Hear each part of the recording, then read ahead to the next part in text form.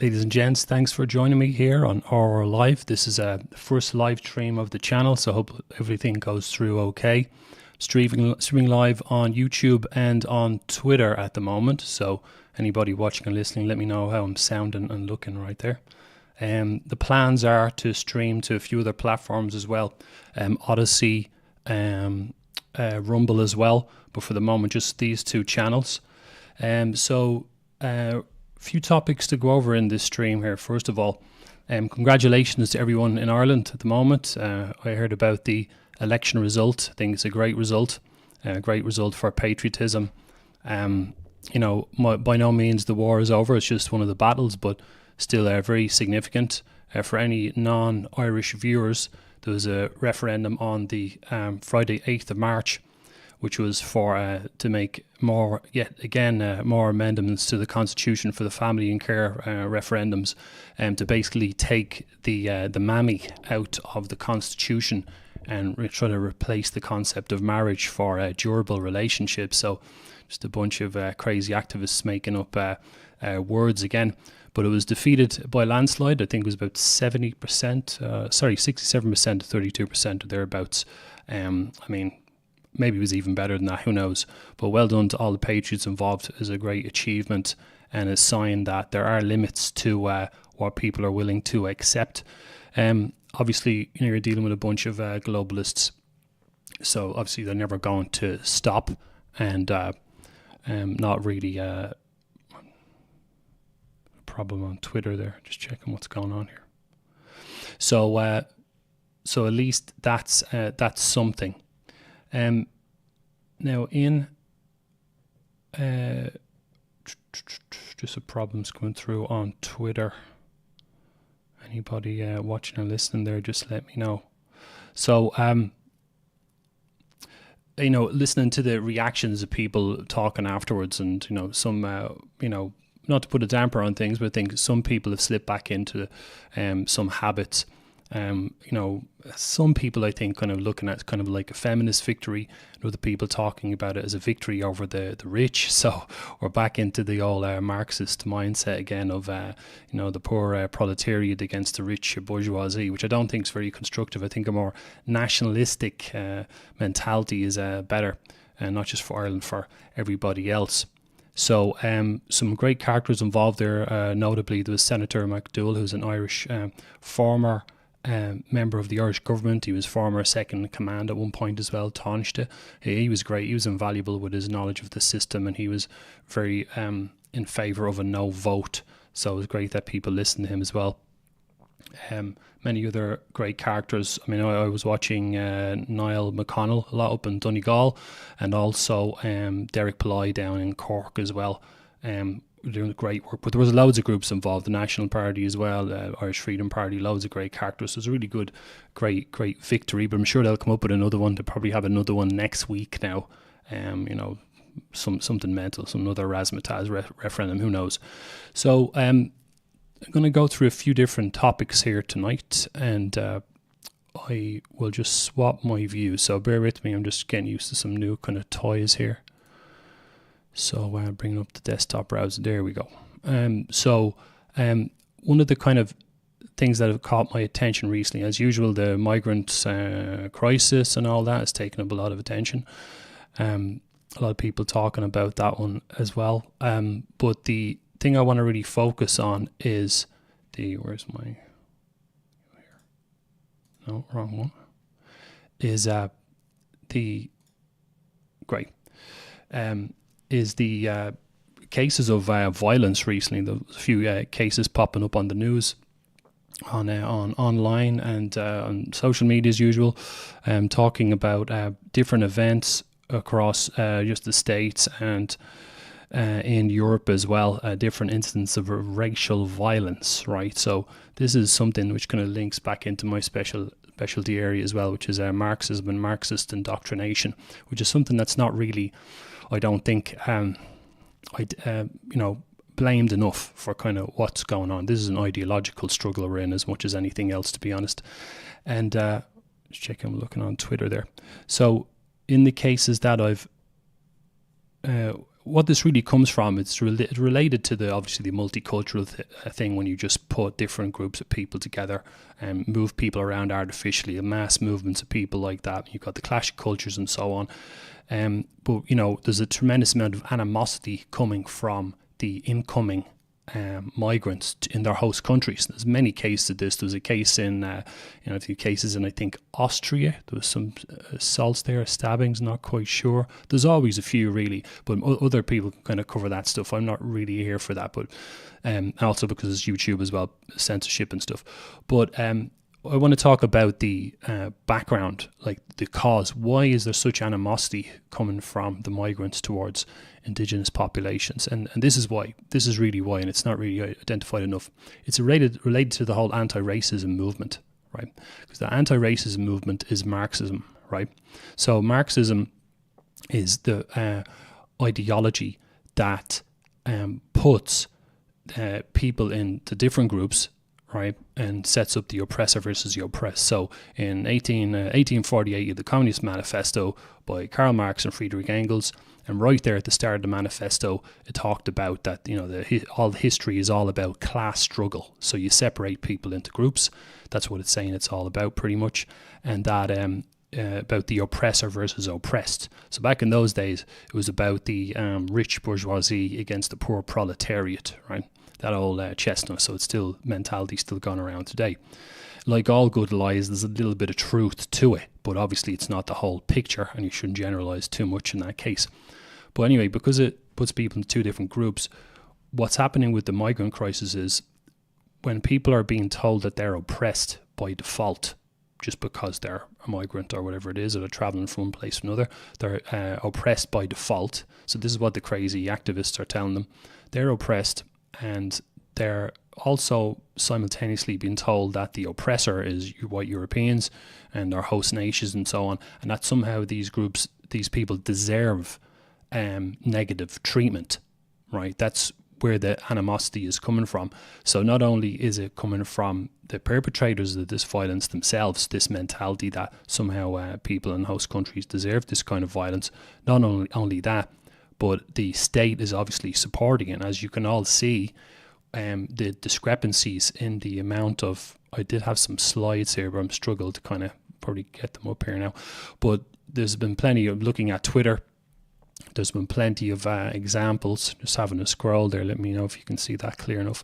Some plenty of examples of people talking about the double standards. There was a Belgian nationalist, I can't remember the man's name, I'll probably butcher it anyway. I think it's Vries or something. He was just apparently up in court and is apparently going to do a year. Now, I don't know if he's going to serve that sentence, but he's got a year for being part of a group that was posting nationalistic memes and stuff like that, racist stuff, Hitler stuff, whatever it was, and that he is now, that's obviously way over the top. And then there's other crimes that are happening, and where people are being done. There was some migrant in some case done for grape, that grape word. He only got, like, I think community service or something like that. There's been a lot of stabbings in the United Kingdom recently with the same double standards, right? So we're not just talking about the mentality of the incoming migrants. We're talking about the state supporting them. So that's kind of a type of collusion.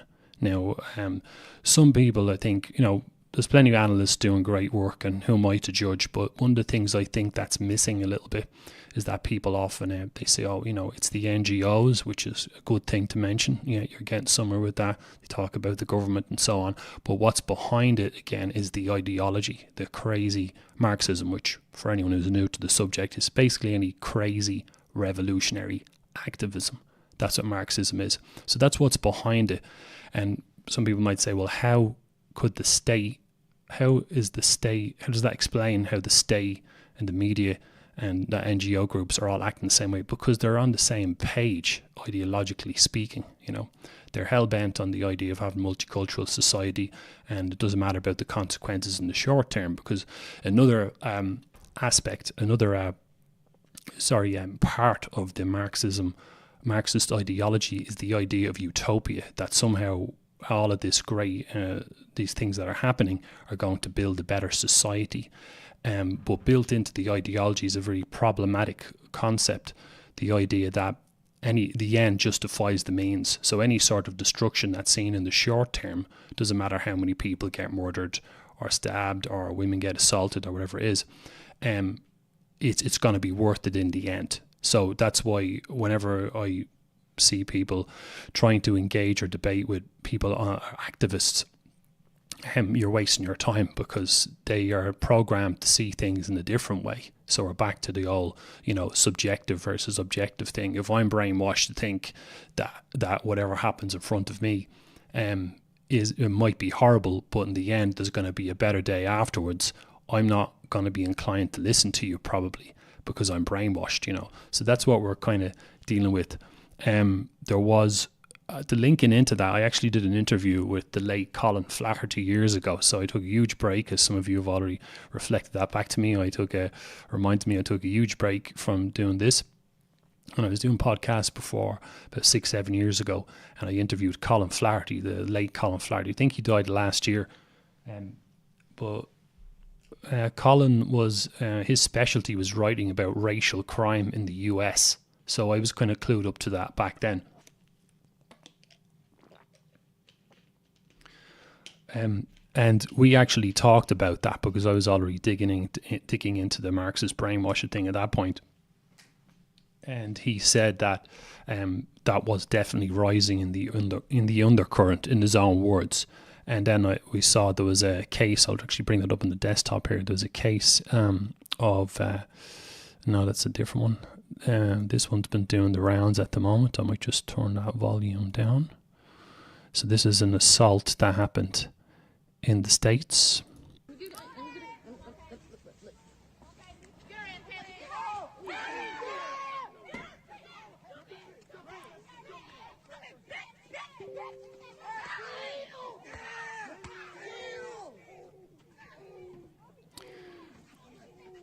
So now she's just had her skull cracked off the ground. Everybody else is just getting on with it. Look at that. She could be dying on the ground there. Cerebral hematoma. And look at that, still going. That's just one example. I mean, there's loads of them going around at the moment. Now, my argument with that is, like I was saying, there's a level of animosity here that's coming from. Now, obviously, the first people to call this sorry, I think on Twitter I'm not coming through too well there. I might change the quality on that if I can. I have to come back to that. So anyone's watching or listening on Twitter, sorry about that now. Don't think I can resolve that in live, but we'll see. So the people who call this kind of dialogue, who call this racist, are actually the ones who are to blame for the situation in the first place. Because, as we've seen, there's a rising trend now. If the justice system isn't going to step in and give people the punishment that they deserve, then you're just encouraging the more imbalanced people in society. That's a nice way of putting it. You're encouraging them to obviously keep breaking the rules. And the more you have the crazy Marxist activists saying, no, that's racist, you can't say or do that, you can't talk about colour and so on, you're just going to have this spiral effect. And that's what we're seeing now. Now, on top of that, you have the mass immigration problem. So, again, I can't find those videos. I did have Tito was having some technical difficulties earlier, but there's plenty of videos going around on Twitter of these 10 cities forming in Ireland. So 10 cities of, so the government is just, and NGOs are happy to ship in more and more migrants, but they're literally just camping out on the streets. So you're having a massive influx of migrants. And then because of the ideological problem in the background, it's just creating a situation where the level of violence from migrants towards people in indigenous populations is going to increase. And this is going to just keep getting worse, unfortunately. And again, the cause, what's causing all of that in the background is the ideology. So, and then there's the other examples. So, talking about the Belgian MP earlier, I got his name here. It's Dries van Langenhove, probably. Oh, don't butcher that. Sorry if someone knows him or someone knows that name. So, Dries van Langenhove. Yep, he's the one who was done for a year. So, you see double standards again. Again, he's getting put away for a year. But there's plenty of other people involved in activism in Ireland and Belgium and anywhere else who are engaging in activities every day that deserve jail time, right? But they're obviously not getting prosecuted or in trouble for what they do. And then because that person identifies as being a nationalist, obviously they throw the book at him. And it's absolutely ludicrous. So what that pretty much is, that is partisan justice. That's what that is. It's ideological partisan justice, and everybody can kind of see it. So that is the violence and the migration stuff I wanted to mention. There's also so there's some other things tying into this as well. So for non-Irish viewers, Ireland is one of the most contaminated countries in the world, and it's everything you can imagine. Has happened in Ireland or will happen in Ireland. And so an example is something that they've started to implement recently was I saw the Gript media in Ireland. Ben Scallon was interviewing one of the government ministers. I can't remember her name's Noonan. I can't remember. But he raised the point to her about the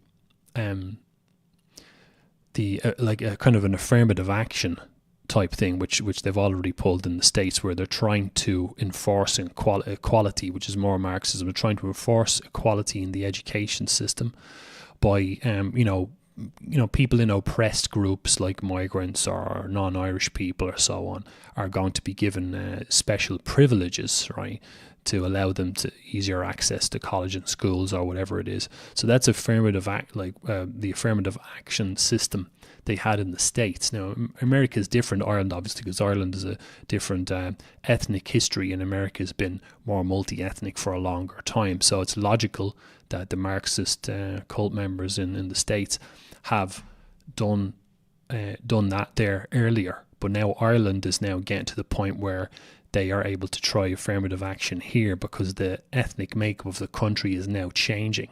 So that's, it's the same pattern everywhere, the same exact formula.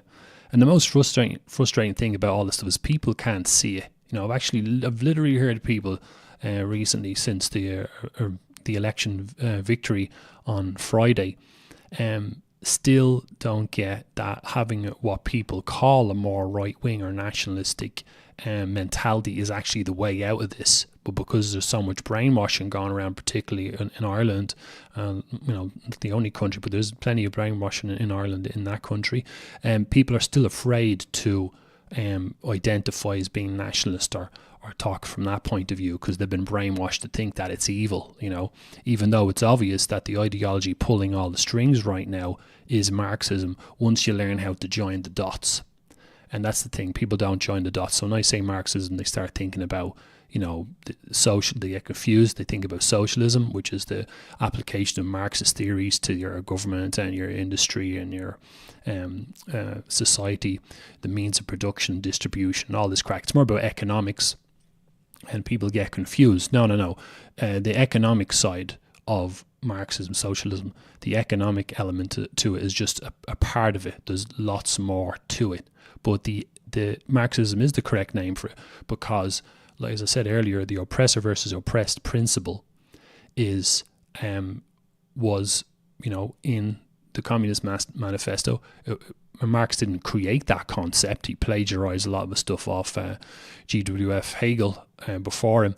But still, it is fair to call it that name because the elements of Marxism are the things that are driving everything forward here, the whole oppressor and oppressed.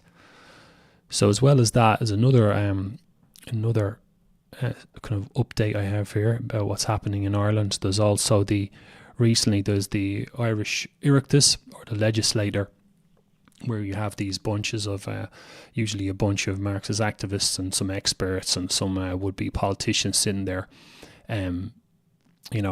just being professionals and or so-called professionals are coming up with different ideas of how they want to transform the country. So euthanasia is another topic now in Ireland. So in addition to everything else that they're hitting Ireland with, now they're talking about bringing in new laws for euthanasia. So I mean, it's getting a little bit obvious what they're up to. And again, people can call me or anyone else conspiracy theorists all they like. If you have a lower birth rates, if you have reduced birth rates, and I can't change the quality. I might change that quality Twitter. No, won't let me change it. Oh, maybe I will. I'm going to stop that stream and reduce the quality to 12. No, just restart it. Okay, so the euthanasia issue, there was some woman on the news, I can't remember her name, so talking about bringing in new laws, or they're implanting the idea, should I say. So they're putting in the idea about euthanasia, and this is where Ireland has its birth rates. The journalist David Quinn put up a post, again, struggling to find stuff right now. He put up a post earlier on his Twitter with a great diagram showing the birth rates all over Europe, and everybody knows that they're below replacement level. Ireland's no different. Again, what's the cause of that? Marxism in the background via feminism, so the feminist movement in Ireland brought in abortion in 2018. It was already below replacement level anyway, and then obviously when abortion came in, you had a massive increase of the amount of abortions from 2019 onwards, according to the figures, because it's much more convenient. So the birth rates have gone right down on top of everything else that's happening. So the birth rates are going down, and then they've got the migrant influx as well. And then on top of it now, they're talking about euthanasia. And we had, I can't even remember her name, but the Irish host and RT News had this typical stupid virtue signalling look on her face. And when he had this guest on, the woman actually is from this group here. I just remembered I do have this tab. It's that group there, supporting assisted dying. So End of Life Ireland. Would you look at that name? And actually, I might go full screen on that if I can. A little bit easier to see. There we go. So there's the website there. So End of Life Ireland, supporting assisted dying, right? And then about our position. I think this is it. We're a group of volunteers who advocate for voluntary assisted dying. Is that a new? That's really a new catchphrase, is it now? Another one. Voluntary assisted dying is a valid end of life. You want to make the criminal law in Ireland that classifies assisted dying as murder reformed. Okay, so there we go. So more changes to the law and the constitution or whatever. But not the constitution, but the law, the positive law, or whatever it's called. With legal prosecution of vulnerables. Right. Oh, there we go. Look. There we go. Look at that word right there. Let's just zoom in on that for a laugh, shall we? There we go. This is why it pays to be educated in Marxism. Sorry, I realised that you can't see that. Now you can see it. Compassionate. Ring any bells? Compassionate. So they brought out that word talking about the abortion referendum again for viewers. So we've got some viewers in the States. So for any viewers who don't know what happened here, the abortion referendum 2018, the abortion referendum, which made it way easier for women to have abortions in this country, and they used the word care and compassion. So that's a classic Marxist word. That term is the perfect exemplification of virtue signaling. So virtue signaling word compassion there. I like the green colour as well. I know it's got that Ireland. Look at that. See, look at that nice green there. You would think it was Irish, right? So this show here, my show, plenty of green in it because it's a pro-Irish show. And you've got green here all over the shop. So it looks like it's Irish, right? But that is classic Marxist word in there, excuse me. So, and it has all this nonsense about, and this, here we go, yeah. So I'll have different people on it and I will talk about it will talk about compassion, and so many experts say this and so on. You got coercion. So remember, you're going to have the government behind this, the Irish government. This is the same government that was telling people that people were dying left, right and centre from the old COVID's 1984, that you needed 16 injections and that you weren't allowed to leave the house.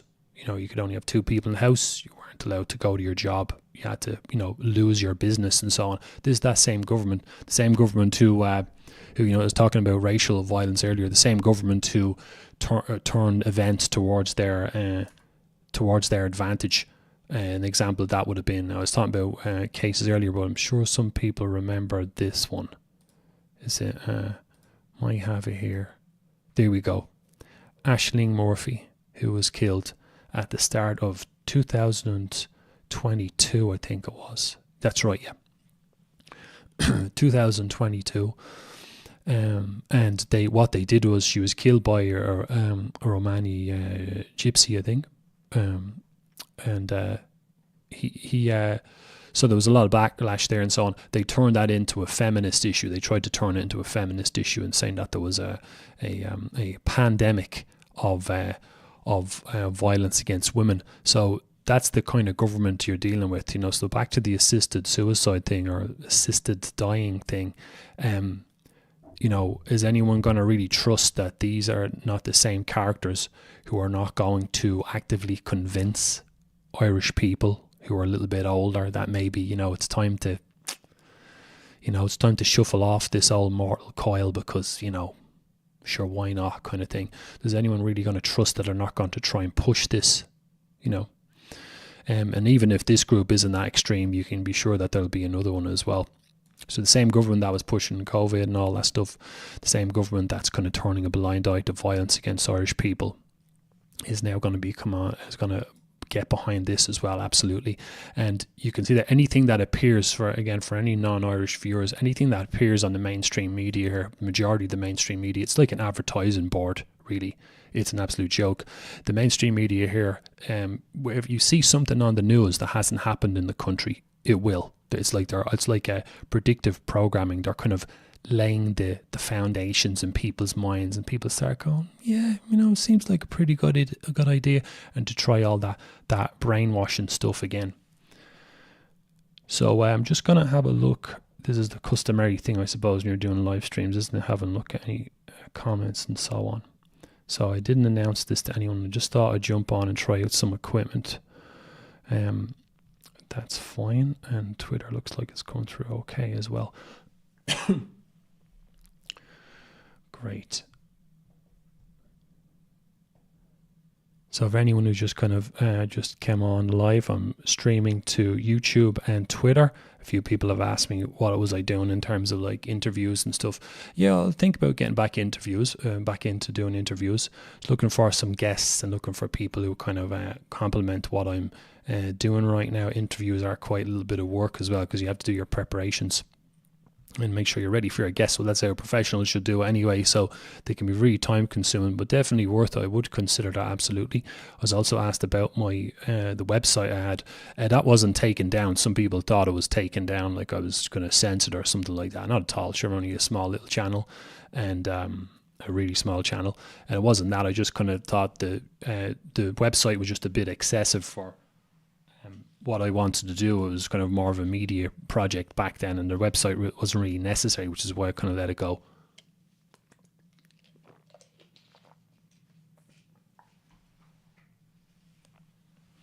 So I'm just making sure there's quite a lot of stuff I wanted to talk about, so I don't usually do live stuff, so it's a little bit of a different pace for me.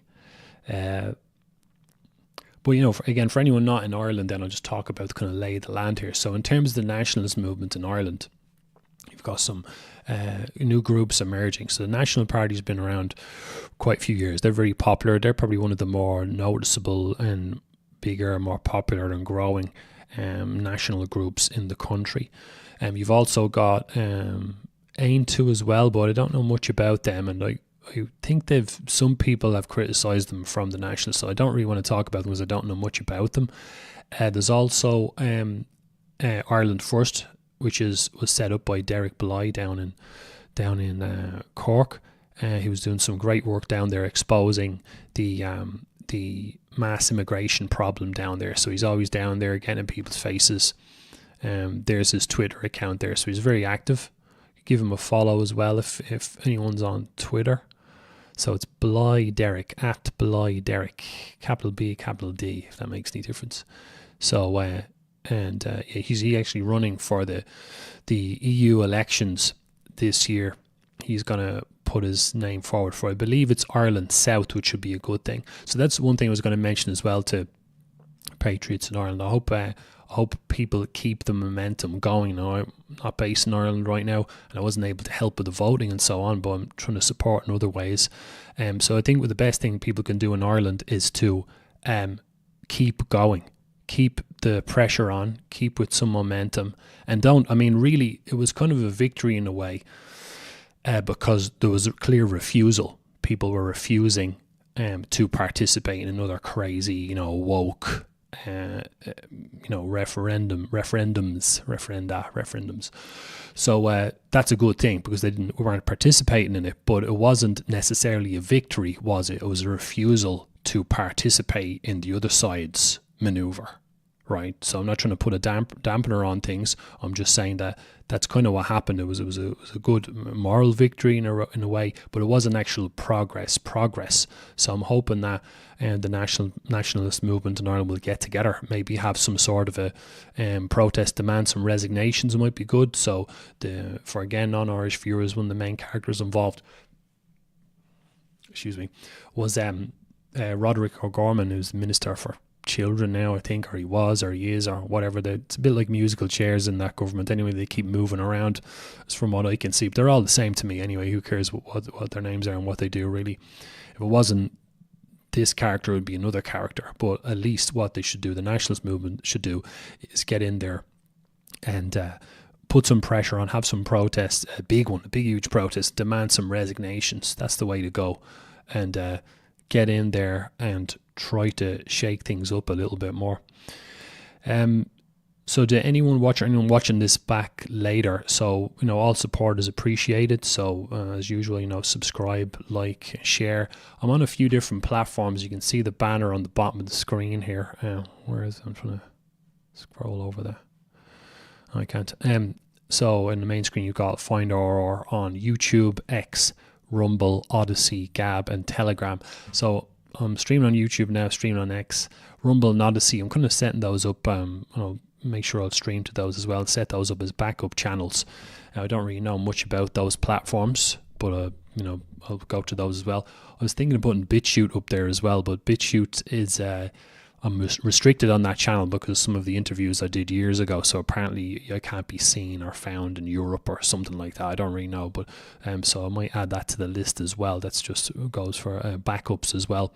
There's also Gab, which I kind of, to be honest, I think there's a way of streaming live to that, so I might use that, but in terms of social media, I'm not really a big social media person. I'll try to be on social media more, but I'll have to weigh that up in terms of the amount of time and effort it takes versus any sort of benefit on the other side. So there's Telegram listed there as well. I know I can stream to that, so I'm just getting used to this new software I'm using at the moment for streaming, and I'll be able to stream to Telegram as well. I believe they can do like a radio set up there as well. I don't know how I could do all of this at once, so we'll see. But I know there's some like relay websites where I can stream. Like the software I've got lets me stream to like 8 sources, I think. But I'll have to look into that.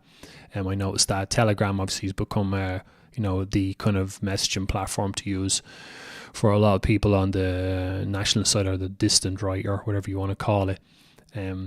So I'll have to look into that as well. So that's pretty much all I wanted to cover this evening. For anyone looking back on this, I would very much appreciate Twitter. I will take a look at Twitter's quite useful, so I'd appreciate a follow on that as well. It's at ResolvingR is the Twitter handle. That would be good just to get some things going there. I would also appreciate some suggestions for guests. So I have a list of names, and I want to kind of get going with a rhythm as well, rather than have gaps. And interviews can be a lot of work if they're done properly, but I'll try and get at least one done a week or something like that. And the format as well for interviews is actually a bit do this. So the format for interviews I'm going to use would be live video, live audio as well. So you can do like a radio style podcast. That's particularly good for people who don't want to be in the public eye. So just average everyday people who want to speak their mind, but they don't want to be, streamed all over the place. Radio format's good. So I might be sitting here like this doing an interview, or a video presentation myself, but the guest is coming through audio only. And that's one option as well as recorded and live interviews and go through the whole editing process as well afterwards. So at Resolving Reality on YouTube, X, Rumble, Odyssey, Gab, and Telegram. And that's me. So again, to everyone back home, congratulations on your recent victory. I hope the momentum keeps going and some good things happen for you. And I think there's nothing like a bit of momentum and confidence. So I hope you follow this up with more victories, and I will see you in the next video. Thank you.